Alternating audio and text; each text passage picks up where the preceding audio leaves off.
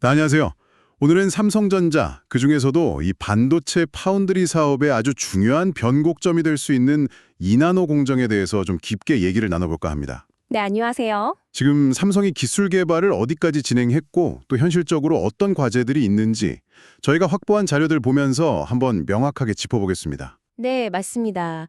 특히 이제 삼성 내부적으로는 엑시노스 2600이라는 자체 칩 개발 상황, 그리고 외부적으로는 퀄컴이나 엔비디아 같은 아주 큰 고객사들을 다시 확보할 수 있을지 이 부분이 핵심이 될 것 같습니다. 그렇죠. 이게 결국 뭐 당장 여러분이 내년에 쓰실 수도 있는 스마트폰 성능부터 해서 반도체 산업 전체에 미칠 영향까지 한번 살펴보는 시간이 될 것 같네요. 좋습니다. 그럼 가장 먼저 이야기해야 할 게 역시 엑시노스 2600이겠죠. 2026년 갤럭시 S26 탑재를 목표로 한다는데 이게 지금 시제품 양산 단계에 들어갔다고요? 네, 맞습니다. 이게 상당히 중요한 단계에 들어선 건데요. 초기 시험 생산에서는 수율, 그러니까 웨이퍼 한 장에서 쓸만한 칩이 나오는 비율 있잖아요. 네네. 그게 한 30% 정도 나왔다고 알려졌는데 이걸 지금 성능 저하 없이 50% 이상으로 올리는 게 목표입니다. 이게 아주 중요해요. 50%요. 그 목표 달성이 왜 그렇게 중요한 건가요? 이걸 달성해야만 연말에 이제 리스크 양산이라는 단계를 거쳐서 내년 초에 이제 본격적인 대량 생산으로 갈 수 있거든요. 아, 리스크 양산, 그게 뭐죠? 약간 최종 점검 같은 건가요? 네, 거의 그런 개념입니다. 실제 양산 라인에서 수천 개, 많게는 수만 대 정도 칩을 만들어 보면서 공정이 안정적인지 또 목표한 수율이 실제로 나오는지 이걸 마지막으로 확인하는 단계죠. 아하. 그러니까 여기서 문제가 없어야 자, 이제 대량 생산 시작합시다. 할 수 있는 거군요. 그렇죠. 거의 마지막 관문인 셈입니다. 그래서 이 50% 수율 달성이 정말 필수적인 조건이라고 할 수 있습니다. 단순히 칩 하나 잘 만드는 걸 넘어서 이게 삼성 파운드리의 2나노 기술력 자체를 시장에 딱 보여주는 그런 시험대 같은 거네요. 정확합니다. 이걸 성공해야 최대 경쟁사인 TSMC하고 격차를 좀 좁힐 수 있다는 기대감도 생기는 거고요. 또 삼성 내부적으로 봐도 성공하면 퀄컴 스냅드래곤 칩에 대한 의존도를 낮출 수 있으니까 모바일 사업부 원가 관리에도 도움이 될 수 있겠죠. 그러네요. 여러모로 이 엑시노스 2600의 성능과 수율이 삼성 2나노의 첫인상을 결정짓겠군요. 네, 거의 그렇게 봐도 무방합니다. 기술력 증명이랑 비용 절감 이 두 가지가 다 걸려 있는 거죠. 근데 이게 마냥 장밋빛 전망만 있는 건 아니잖아요. 그전에 3나노 공정에서 좀 어려움을 겪었던 게 뭐랄까 계속 좀 그림자처럼 따라다니는 느낌이랄까요? 아, 그게 삼성 입장에서는 정말 뼈아픈 부분이죠. 네. 3나노 공정은 사실 양산을 시작한 지 벌써 3년 차에 접어드는데도 수율이 아직도 50% 수준에 머물고 있다는 분석이 많습니다. 3년이나 됐는데 50%요? 네. 경쟁사인 TSMC는 같은 시기에 이미 90% 넘는 아주 안정적인 수율을 보여주고 있거든요. 이 차이가 상당히 컸죠. 90%하고 50%는 정말 큰 차이인데요. 그렇죠. 이게 단순히 숫자 문제가 아니고요. 90%라는 건 효율적으로 대량 생산이 가능하고 가격 경쟁력도 있다는 의미인데 50%면 절반 가까이가 불량이란 뜻이니까요. 고객사 입장에서는 비용도 비용이지만 제때 원하는 만큼 물량을 받을 수 있을까 하는 불안감이 생길 수밖에 없었죠. 그 여파가 실제로 있었잖아요. 엑시노스 2500이 원래 갤럭시 S25에 들어갈 예정이었는데 이 3나노 수율 문제 때문에 결국 양산 못하고 네, 맞아요. 구글 텐서 칩도 원래 삼성 파운드리를 쓰다가 TSMC로 옹지가 가는 보도도 있었고요. 네, 그런 보도들이 있었죠. 이게 다 3나노 수율 불안정성 때문에 벌어진 일들이라고 볼 수 있습니다. 그렇다면 이번 엑시노스 2600 성공이 더더욱 중요해지네요.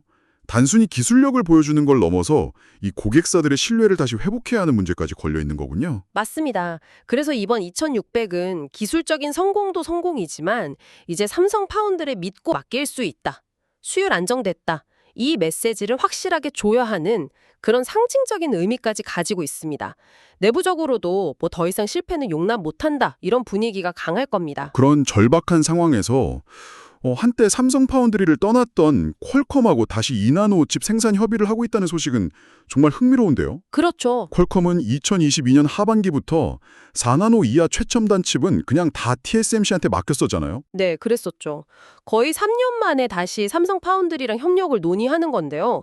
삼성 입장에서는 이건 정말 천금 같은 기회라고 할 수 있습니다. 오, 천금 같은 기회? 현재 논의 중인 칩은 스냅드래곤 8 엘리트 2세대라는 이름으로 알려져 있고요. 이게 잘 되면 내년 하반기 갤럭시 플래그십 모델을 탑재될 발령성도 제기되고 있습니다. 와, 진짜요? 물론 초기 생산 물량은 월 천장 수준으로 그렇게 많지는 않을 거라는 전망도 나오긴 해요. 천장이면 아주 큰 물량은 아닌 것 같긴 한데. 네. 근데 지금 중요한 건 그 양이 아니라 퀄컴이라는 이 상징적인 거물 고객을 다시 확보했다는 사실 그 자체입니다. 이게 성공하면 다른 잠재 고객들한테도 삼성 2나노 괜찮은가 본데 하는 아주 강력한 신호가 될 수 있거든요. 아, 그렇군요. 일종의 레퍼런스가 되는 거네요. 퀄컴이 쓴다면. 바로 그거죠. 파운드리 사업은 특히 이 레퍼런스가 중요하니까요. 그럼 엔비디아와의 협력 논의도 비슷한 맥락으로 볼 수 있겠군요. GPU 관련해서 2나노 주문 최종 테스트 중이란 얘기도 있던데요. 네, 맞습니다. 엔비디아 건도 지금 최종 테스트 단계에 있다는 소식이 들려옵니다. 이것도 성사되면 정말 큰 거죠. 여기서 근데 좀 주목할 점은 퀄컴이든 엔비디아든 기존의 주력 파트너인 TSMC와의 관계는 계속 유지하면서 삼성을 약간 보조 공급망으로 고려하는 듯한 움직임이라는 거죠. 네, 그게 포인트입니다. 요즘 빅테크 기업들은 공급망 다변화, 그러니까 한 군데만 의존하지 않으려는 전략을 많이 쓰잖아요. 그렇죠. 리스크 관리 차원에서. 네, 그런 차원에서 TSMC 외에 삼성이라는 또 다른 옵션을 확보하려는 움직임으로 해석할 수 있습니다. 삼성 입장에서는 일단 이렇게라도 문을 여는 게 중요하죠. 일단 발을 들여놓고 거기서 기술력이랑 안정성을 제대로 보여주면 나중에는 더 큰 물량을 받을 수도 있는 거고요. 그렇죠. 처음엔 보조 공급사로 시작했지만 나중엔 주력 공급사 중 하나로 발돋움할 기회를 잡을 수 있는 겁니다. 자, 그럼 정리를 좀 해보면요. 삼성은 지금 자체 칩인 엑시노스 2600을 성공시켜서 2나노 기술력과 수율 안정성을 딱 증명해야 하는 과제가 있고 이걸로 과거 3나노에서의 좀 부진했던 모습을 만회해야 하고요. 네, 그게 첫 번째 과제죠. 그리고 동시에 퀄컴이나 엔비디아 같은 아주 중요한 핵심 고객사들을 다시 유치해서 이 파운드리 사업 전체의 반등을 이끌어내야 하는 그야말로 굉장히 중요한 기로에 서 있는 상황이네요. 맞습니다. 정말 중요한 승부처에 와 있다고 할 수 있습니다.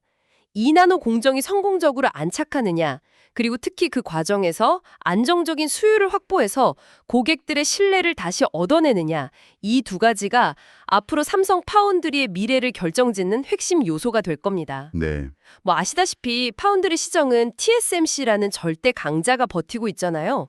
그 TSMC를 추격하는 입장에서 삼성이 이번 2나노 경쟁에서 어떤 성과를 보여주느냐에 따라서 앞으로 몇 년간의 반도체 산업 경쟁 구도가 달라질 수 있고요. 그렇죠. 판도가 바뀔 수도 있겠네요.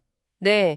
그리고 이게 결국에는 돌고 돌아서 당신이 사용하게 될 스마트폰이나 다른 IT 기기들의 성능, 그리고 가격에도 직접적인 영향을 미치게 될 겁니다.